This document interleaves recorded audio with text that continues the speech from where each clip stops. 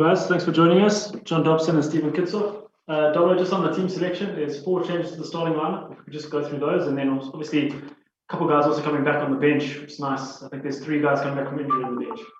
Yeah, some of the changes weren't entirely voluntary. Obviously, Marvin's injury. We had to rest Peter Steph. And I thought, the wings. We having both look at Edwin and Zas. So that was a pretty. That's a 50. That's 50-50. That was a voluntary change. What's the fourth one? Herschel. Yeah, Herschel. Obviously, Herschel comes back. I mean, it's great to have him back. Please have Eddie back. Tim Sweel after a long-term injury. And Truckee. So I mean, there's sort of a bench. It's got a nice impact from that, but we got coming off the bench. Sure. Kitsy, in terms of the week and the training, how's it gone, and how the guys feeling about the trip up there? Yeah, I think very positive. Had a good review of the games, especially both games on Monday where we made some mistakes. I think preparation Tuesday, Wednesday was very good. Got some intensity in session. Guys really excited and looking forward to the challenge. I suppose when you've lost, it's easy to focus on what went wrong, but we also can't ignore what went right, and we need to build on that. So we also need to bear that in our mind this week, is that there's a lot of stuff that we actually did quite well in the last 2 weeks that we need to make sure we carry on doing. No, definitely. Mainly focus on the opportunities that we created as a team. I think that both games there were plenty of opportunities, but unfortunately we didn't get the W. So it's another weekend where we can rectify that and actually capitalize on those opportunities. And I think the scoreboard will look different if we execute properly. Cool. All right, guys. Questions from your side for these two? John, Jan here. If we can just step back to Peter Steph a bit. I mean, please enlighten us. I mean, he's been out for so long and he's only played a little bit. I mean, the reason behind resting him, is it purely instruction from above? No, yeah, look, it's a lot to do with player welfare, Jan. We weren't planning on playing him 80 minutes in that first game, but the cards scuppered that, and there's if he goes and plays 160 minutes in 3 weeks after being out for so long, we risk injuring him again. He's got a little bit of fluid around that thigh, and I think like our case with Ruan Nel, there's a bigger cause here, like the national cause. And we push a very sore Peter Steph into another 80 minutes at Ellis Park. We risk injuring him again. We're obliged, as you know, to rest him for 1 game in this series. All the Springboks attend the lineman camp, no matter how much rugby they've got. So we're obliged to rest him 1 game. And I thought, with 3 in a row, this is his highest risk of re-injury. Just medically, is his highest risk of re-injury this game. So I think that would be poor but obviously for us, but most importantly for South African rugby. So. Look, I mean, every fibre of my coaching body wants to take a world player there to Ellis Park in a game that we really want to win. But I think I have to do what's right for the player and the national cause, and and ourselves, I suppose. Sorry, can you just elaborate on the fluid? You mentioned that he's got fluid around the leg. No, he's got a bit of, look, he got a bit of. I think it was water or something, but he couldn't train first few weeks. But I mean, I just think anything of that thigh is not 1,000,000%. It's not worth risking him. Look, medically he could play. There's no question he could play. It's just that he's very sore, and wellness-wise, you're risking a re-injury. So no, it's not related to the previous injury, but it's not related to the injury. But I think we're just very sensitive around Peter Steph, given what he's been through. Thanks.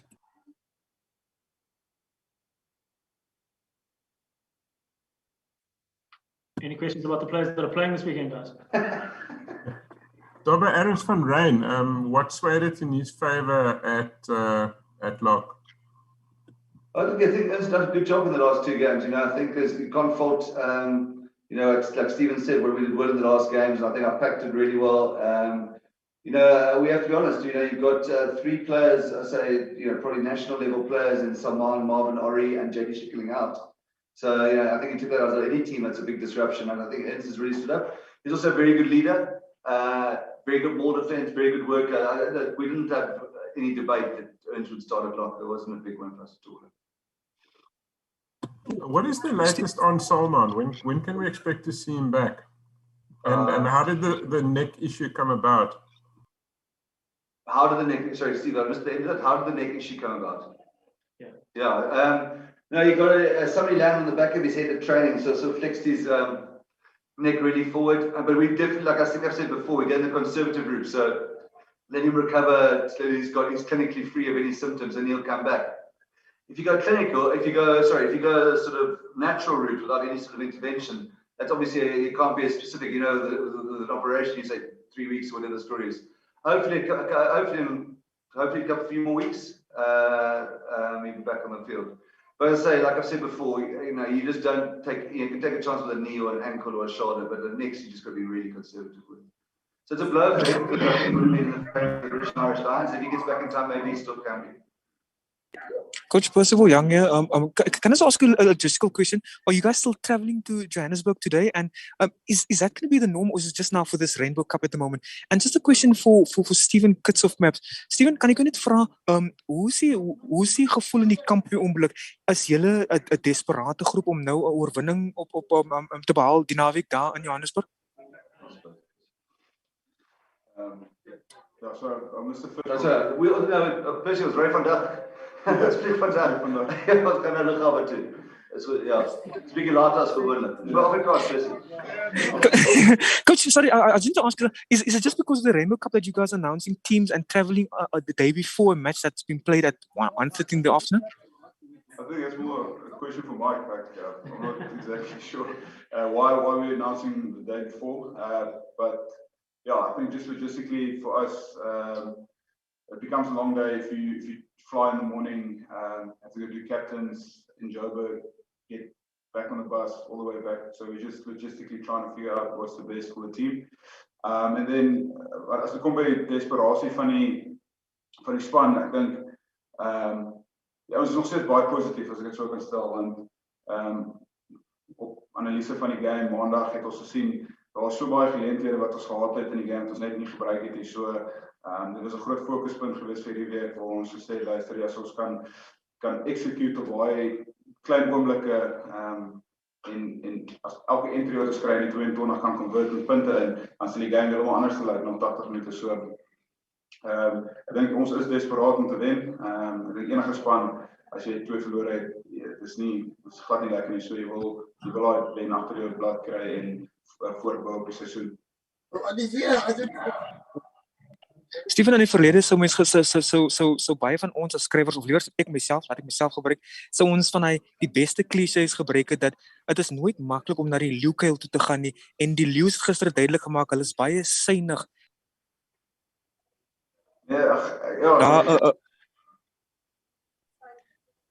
100%. Ja, jy breek 'n bietjie op. Ja, maar ek wil gevra, het gaan dit maklik vir julle wees om net Johannesburg te gaan en om 'n oorwinning te gaan behaal daar in die leeuke?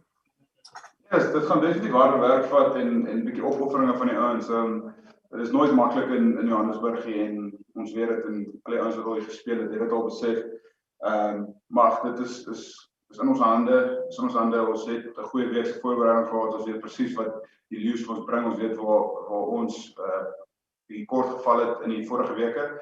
So vir ons is net om op te daag, ons beste te speel en vir ons om te execute op baie oomblikke wat ons vir onsself in die game geskep het. So ek weet ons goeie pak, ons 9 is terug en ons centers is al langsaam. So vir ons net om daai geleenthede te gebruik wat ons kry in die game en punte aan te teken is 'n groot faktor vir die naweek.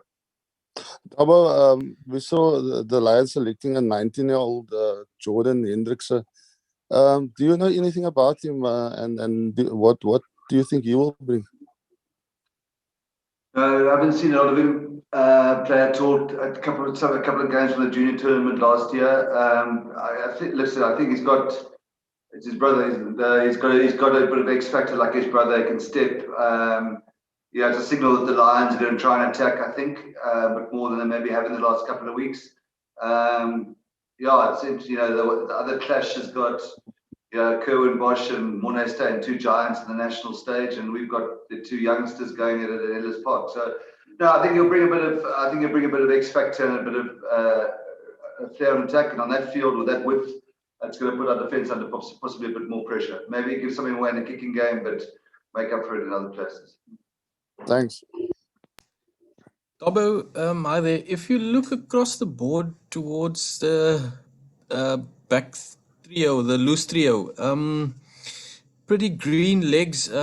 If you take Peter Steff out and Trocchi who's going overseas, what are you going to do to get some more experience there, or are you pushing forward with what you have? I think it's sort of different phases. Definitely in the Rainbow Cup and into the Currie Cup, we go with what we have, because I think the Currie Cup, double round, we're going to overlap with games against the Lions, possibly the start of Pro 16. So that's a great opportunity for the Marcells, the Evan Rooses, the BJ Dixons. And we can't have these youngsters here, and then as soon as we get an injury or something like that, go and call somebody from outsiders, we'll never get them through. Because like I've said before, often enough, without an old Vodacom Cup or Super Sport Challenge or a double round in 21 season, it's very hard for these guys to have got rugby. So no, this is where they get the experience. And I think we've got a lot of rewards, even though we went with the result reward for what we did in the preparation series with the Marcel, with the Evan Roos and a couple of other guys, David Mias. But I think longer term for next season, our subcontracting cycle finishes in October here.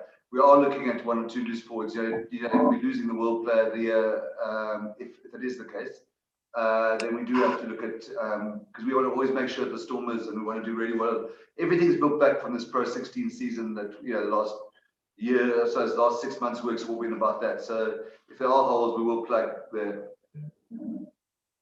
Dobbo, how important is the lineup calling? You mentioned David Meyer, will he be shouldering that responsibility, or is it like a joint effort with the captain and the rest?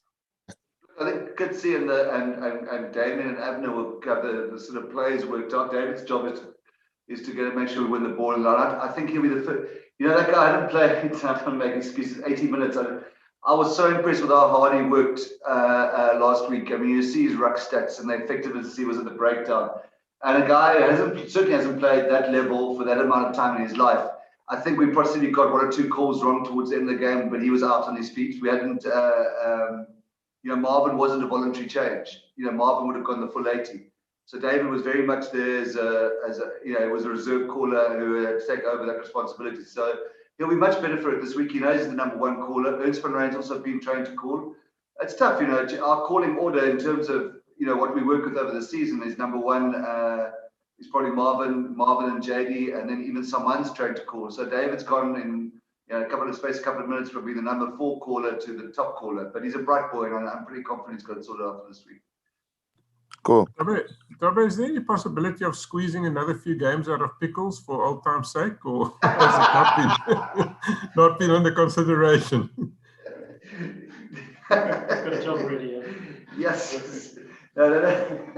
Look, if Pickles was around, I'd be fantastic for the team, and that's the thing. But those bones were getting old before he hasn't played for a couple of months now. So no. I think we've still got a couple of options there. But next week, we have to get through this week. Next week, obviously, Peter Steff's back, Marvin's back, JD's back, a couple of guys, Ruan Nell's back, couple of somebody else I'm forgetting. So just gotta get through this week and get through tomorrow. Any other questions, guys? Dobbo, Rudolph here. Maybe can I just ask you on a slightly different note, the revised schedule of the British and Irish Lions. It will see Cape Town getting now 3 matches. Obviously, without fans, it won't be the same, but it's still big events for Cape Town. No, I mean, listen, I don't know what, we've all heard the rumours, and it's not only always rumours, things change so much in South African rugby everything. But, went from a stage where this might have been in the UK, which I assume the Stormers wouldn't have had the chance to play them. Then there was talk quite recently that the provincial games are falling away, the so-called provincial games are falling away. So the fact that it is happening is brilliant. 3 in Cape Town is brilliant. I think that they've done remarkably well in the circumstances to try and keep, to try and keep some semblance of a tour, because if the Lions had just been locked in a bubble I don't know, I'm being flippant now, but in Sandton for that, it would be tougher, it wouldn't be the same as, the Stormers arrive up there and play. So I think it's best compromise in the circumstances. I think for the Stormers and our players, because we'll be less our Springboks, Kitsy won't be playing.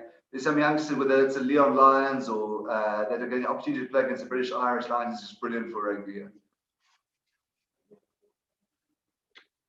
All right, guys. Just on Saturday's game, what have you prepared for? Because this Lions team is a side that you can't really figure out what they will bring on the weekend. Look, I think look, the last week we got good insight to them in that Sharks game. I thought they played really well. They created some opportunities. Obviously made a bit of mistakes. I think the change in 10 is significant. I think it might be a move back to trying to play the game that they played last, what we used to in the last 5 or 6 or longer in Ellis Park on that wide field. So we're expecting a high-paced game. Luckily, we got a 41 minutes, 47 seconds ball in play against the Bulls last week. So I think we're really conditioned for it. But I think we're going to see a high-tempo, all-action game. I think that's what they're going to come with. And I think we're prepared for that. All right, guys. These guys need to get to the airport. Thank you very much for your time. And I'll send the link when